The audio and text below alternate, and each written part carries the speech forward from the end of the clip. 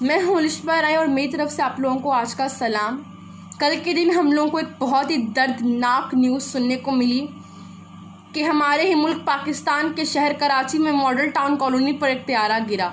106 जाने त्यारे के अंदर मौजूद और बाकी की वो जाने जिन पर वो त्यारा गिर रहा था।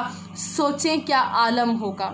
बेबसी का आलम था, लाचारगी का आलम था कि मौत चंद सेकंड दूर थी और कोई इंसान कुछ नहीं कर पा रहा था। जिम्मेदार कौन? इन जानों का जिम्मेदार कौन होगा? हमारी गवर्नमेंट, हमारी एयरलाइंस। इस बात की तस्दीक की जा चुकी थी कि ये त्यारा ख़राब है, ये जहाज़ ख़राब है, इसमें ख़राबी है, तो उसको फ्लाई के लिए क्यों छोड़ा गया? इतनी गफलत दिखाई गई। क्या हमारी जानें इतनी अर्जा हैं कि इनको ऐसे मरने के लिए छोड़ दिया जाए? आखिर इस मुल्क कब सुधरेगा? आखिर ये मुल्क कब तब्दील होगा? आखिर ये इस मुल्क में कब तब्दीली आएगी?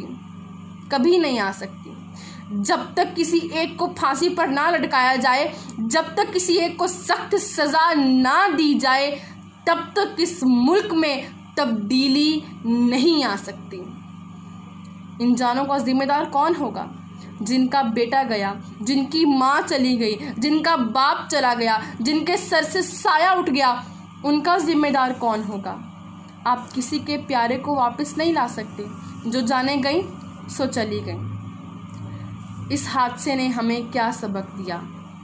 ये हमने सीखना है कि इस हादसे से हम लोगों को क्या सबक मिला। तो एक वीडियो बहुत वायरल हुई। एक टिकटॉकर उस जहाज़ के अंदर मौजूद था, जिस तरह आज काफ़ी लड़के और लड़कियां टिकटॉक्स बना रहे हैं। तो उसने जाते जाते एक वीडियो बनाकर टिकटॉक पे छोड़ दी और वो बहुत वायरल हो गई। और मेरे पास जब कल वो व्हाट्सएप पे आई तो यकीन करें मेरी आंखों से आंसू आ गए। वो मंज़र देखकर हर तरफ चीखों पुकार थी, बच्चों की सिसकियाँ, माँओं की चीखें। बहुत सूरत हाल बहुत नाजुक थी, बहुत बेबसी थी कि चंद सेकंड दूर मौत थी। उस टिकटॉक ने, उस वीडियो ने हमारे लिए क्या सबक छोड़ा? उस बच्चे ने या बच्ची ने एक वीडियो बनाकर नहीं छोड़ी थी। एक्चुअली उसने हमारे लिए एक सबक छोड़ दिया कि देखो, मैं भी तुम्हारी तरह गफलत में था, मैं भी तुम्हारी तरह अपनी कामयाबियाँ, शोहरत, दौलत के नशे में चूर था, मगर देखो मुझे नहीं पता था कि चंद सेकंड्स में मेरी ज़िंदगी का रुख यूँ पलट जाएगा, चंद सेकंड में मैं इस दुनिया से चला जाऊँगा। उसने हमारे लिए मैसेज छोड़ा कि अगर तुम ज़िंदा हो तो इस बात का ख्याल रखो कि तुमने एक दिन जाना भी है। और हम सब जानते हैं कि हमने इस दुनिया से जाना है, मगर एक्चुअली हम इसको भूल जाते हैं कि हमने इस दुनिया से जाना है।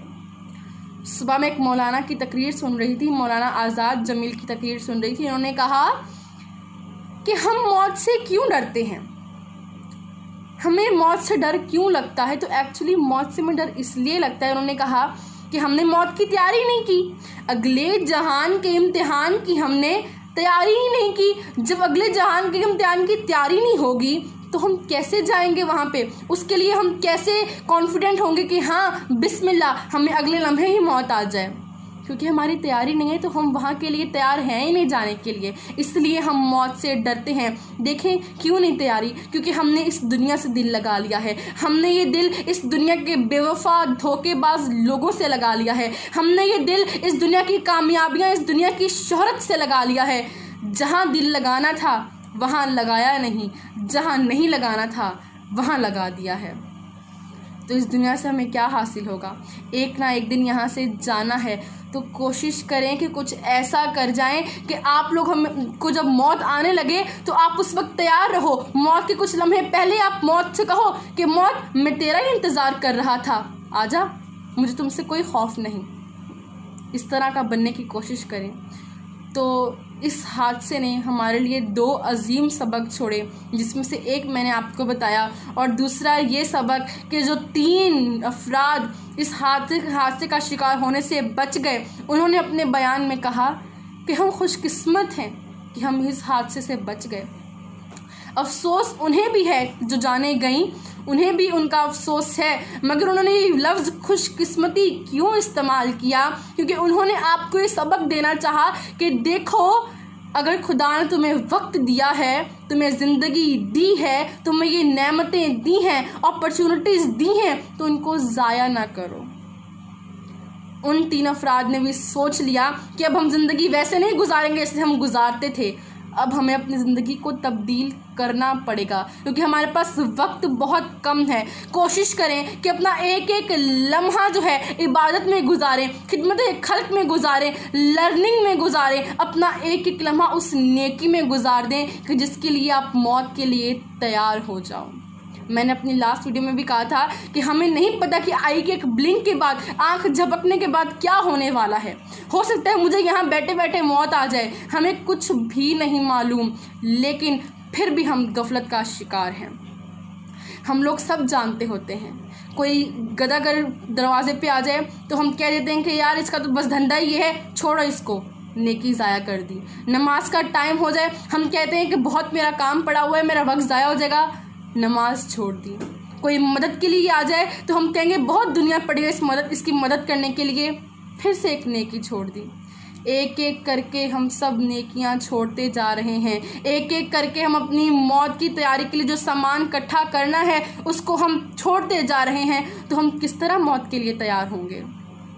हमें अपने आप को समझाना है कि हमने एक दिन यहाँ से जाना है, ये दुनिया फ़ानी है, तो उसके लिए हमें तैयार होना है। उस जहाज़ में मौजूद, उस तैयारे में मौजूद कुछ लोग ऐसे होंगे जिन्होंने उस सिचुएशन को एक्सेप्ट कर लिया होगा और कह दिया होगा ला इलाहा इल्लल्लाह मुहम्मदुर रसूलुल्लाह, क्योंकि वो लोग मौत के लिए तैयार थे। और कुछ लोग ऐसे होंगे जिन्हें अपने आखिरी चंद सेकंड में अपने जुल्म, अपनी ज़्यादतियाँ, अपने गुनाह याद आ गए होंगे और वो परेशान होंगे कि हम खुदा को जाके क्या मुंह दिखाएंगे। तो इस हादसे ने हम लोगों को जो सबक दिया है, अब वक्त है कि हम सबक सीख लें। ऐसे पहले बहुत सबक मिल चुके हैं, लेकिन हम बार बार भूल जाते हैं कि हमने इस दुनिया में क्या करना है, हम इस दुनिया में किस लिए आए हैं। जुम्मे के मुबारक दिन पे, रमज़ान के मुबारक महीने में वो जाने गईं, वो तो बहुत खुशकिस्मत हैं कि वो इस मुबारक महीने में इस दुनिया से रुखसत हुए, लेकिन वो हमारे लिए जो सबक छोड़ के गए हैं, हमने अब उस पर अमल करना है, हमने अब संभलना है। क्या आलम था, ऐसा आलम था, ना कोई सुनने वाला था, ना कोई सुनाने वाला था।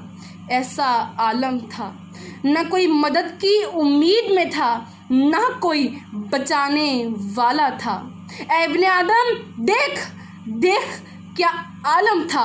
कमसिन बच्चों की सिसकियां और बाप मजबूर था। किसी माँ का लखते जिगर घर ना वापस पहुँचने के गम में चूर था।